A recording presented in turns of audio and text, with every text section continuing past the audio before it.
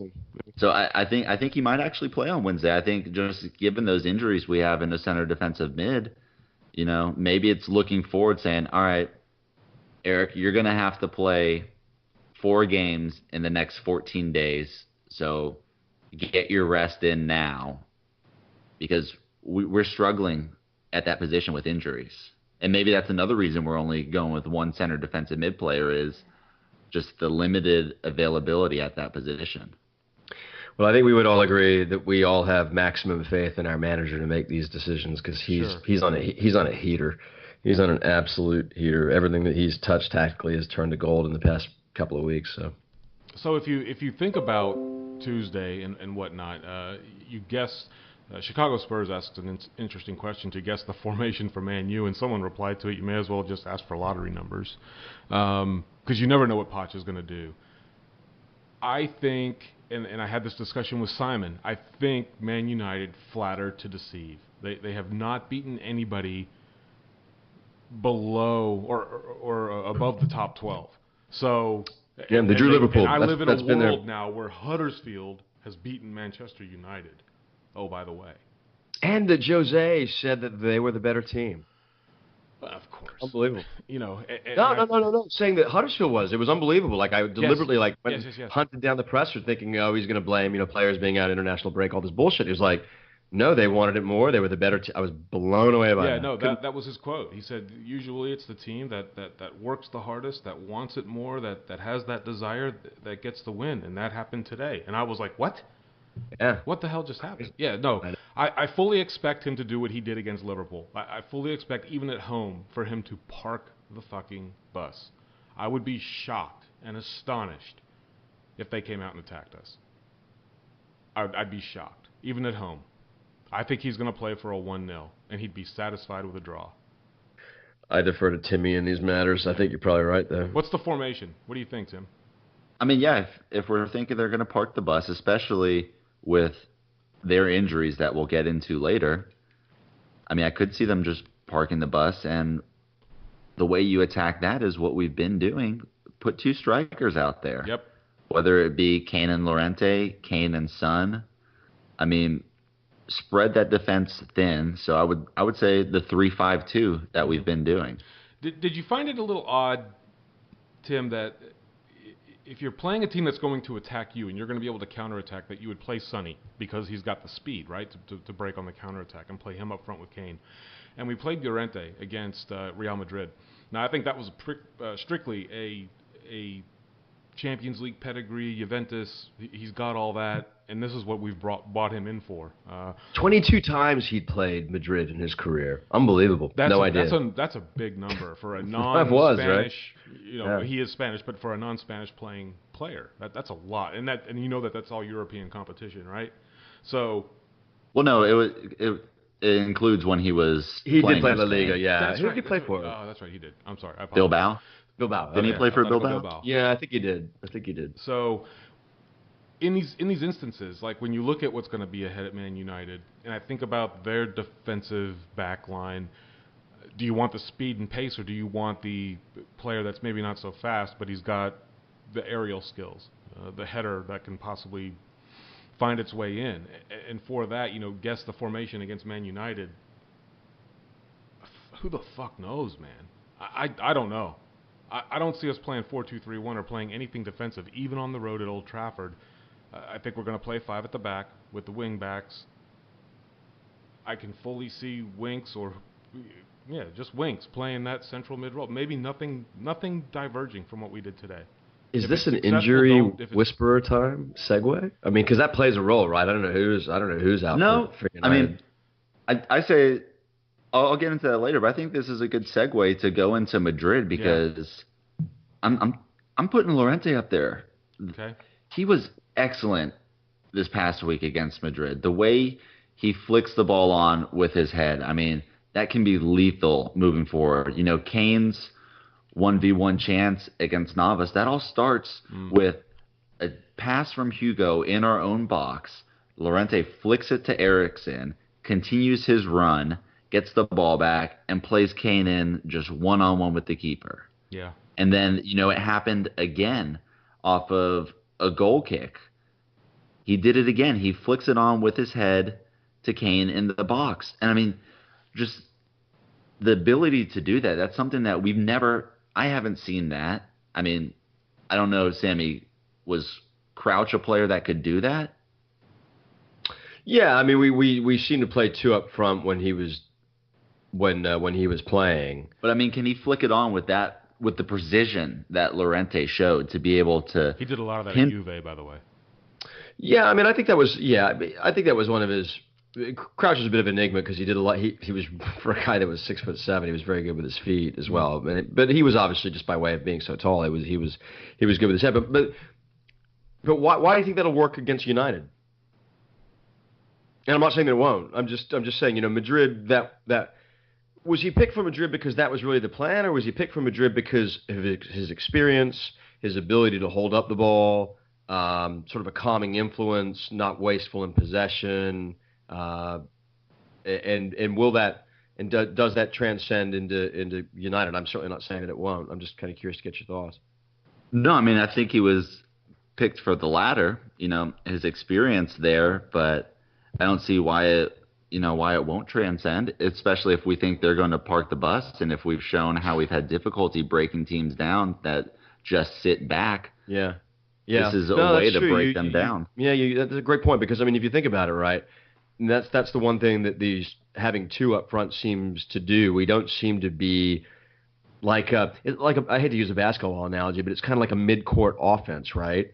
Where it just seems like we're at our worst when we're trying to break 10 men down behind the ball. And so if I'm understanding you correctly, what you're saying is like from that throw today that Hugo made that's basically set up the first goal, you're saying that you're less reliant on sort of starting at midfield trying to break, Jose and his bust down, as opposed to having something start from the back and really start from, our end of the pitch.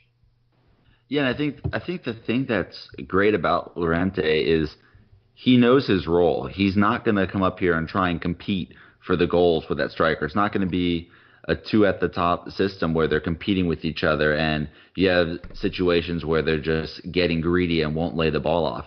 He's there to support Kane. Yeah. And I think he did great with it. I think that's what he can bring to it, is someone who can – one, he draws defenders towards him because of his size. And that clears up more space for Harry. And he's more than willing to just lay it off to him. Let Harry take the glory. Let him get the goal. And, I think that comes with his age and his experience. See, what's fascinating? And I know we'll get to predictions here in a little bit. But if you really listen to what we're all talking about here, much of what's going to happen Saturday is going to come down to managers, right? And who is the best manager. But it is much easier for us, and I don't want to belittle getting prepared for United, but it's much easier for us to prepare for what they might do strategically and tactically versus what Mourinho has to be prepared for what we might do. Because, we know Spurs and what our abilities and capabilities are better than most, right? Because we're obsessed with watching them and their progression, and we're sitting here at a bit of a loss as to what we're going to do. And this talent that we have on this roster, it's fantastic because there's so many different looks and approaches that we can come to games with today, and Madrid, being top of the list. So this is what kind of why I made that comment in the beginning of the show. It's like, man, getting used to us being really good, like really good, in the fullest sense of the description, is pretty cool. Hey, let's stop talking about United for a second, because I want to just I want to bask in this glory of a draw. No, a draw. Yeah. I know, right? but I mean, look at the way we did it. We go there. Eriksen, who's been one of our best players this whole season, has arguably his worst game so far. Yeah. So he has his poorest game there. You're going with Dele suspended. You have Vertonghen playing at left back because both Rose and Davies are recovering. You have Harry Winks bossing the midfield because Dembele and Wanyama are both out with injuries, and you're doing this against Real fucking Madrid. Yeah, great. And you come out, playing on the road against a team of that quality with so many players out, so many players missing, playing out of position, going with a new formation we've never seen before, and we get out of there with a point. And at that, the only goal we give up is off of a penalty kick. As I said, I mean, I could very well be wrong, but I think that game will be pointed to and looked back upon as one of the most important matches in the progression of Spurs and the success that I think is yet to come. Totally for all those agree for all those reasons that you just mentioned. I mean, there's every reason. Even if we put the best 11 that we had on the pitch, that we were going to have a time with that great team, and they are a great team, and they play just poetic football at times. Yet, never felt like we were in totality outclassed, and our players never looked afraid, never looked intimidated, never looked like they didn't look like they didn't belong. And I mean, look at it. Let me ask you this, Sammy, real quick. Sorry to cut you off, but no. The beginning of the season, we draw Real Madrid, going to the Bernabeu. Did you ever think we would be going out there with a starting lineup that features Sissoko, Harry Winks, and Fernando Llorente? No, it's unbelievable. And coming back with a point. Yeah. No, it's the poster child match for chill out. Poch has got this. Yeah, it was really interesting too to see how they were going to react, right? Because Ronaldo had the early header off the woodwork, like in the 4th or 5th minute, and I was like, oh shit, that from a fan's perspective, it was like, they can do this at any time they want. And that was a very sobering wake up call, wasn't it? Yeah, but it didn't rattle the players at all, it seemed. And again, he had a couple of other opportunities. My goodness, I mean, Hugo's cat-like reflex save that he made late in the second half. We got our goal. Harry had another chance that their keeper made a wonderful save on as well. My question to you two is, and Sam, I'll start with you. If we don't go in there and have the performance that we had, if we maybe kind of lay an egg and they beat us 3-0 or 3-1, do we have the same performance against Liverpool that we had today?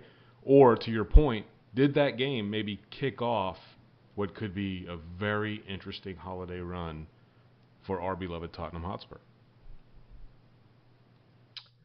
Yeah, that's a terrific question. I mean, I think that I think so. I mean, my concern is that, wow, did we just kind of I hate to use this phrase, but sort of shoot all of our load in Madrid and be exhausted coming back, and no, I mean, I just think that I keep on talking about how marvelous of a manager that we have and setup that we have, but we do.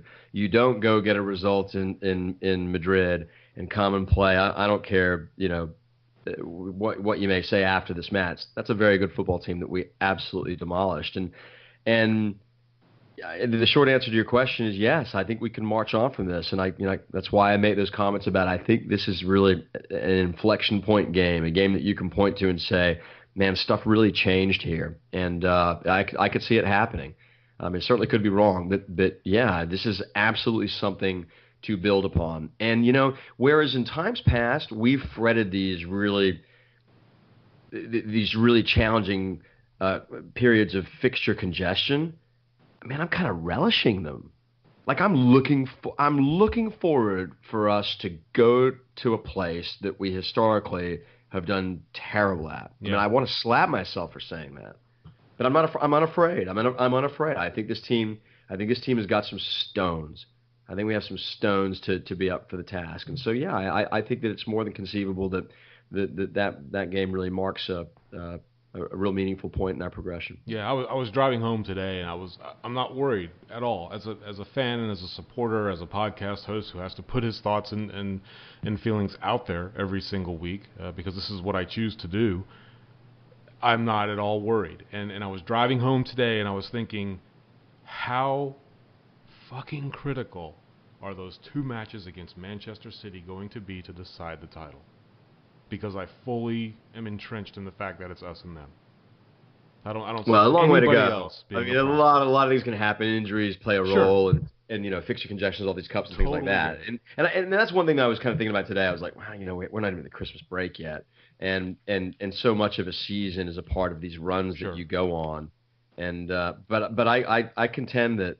Look, I think United is a collection of wonderful individual players, but they don't really have the fabric, the identity that we do as a team. Like they got Lukaku.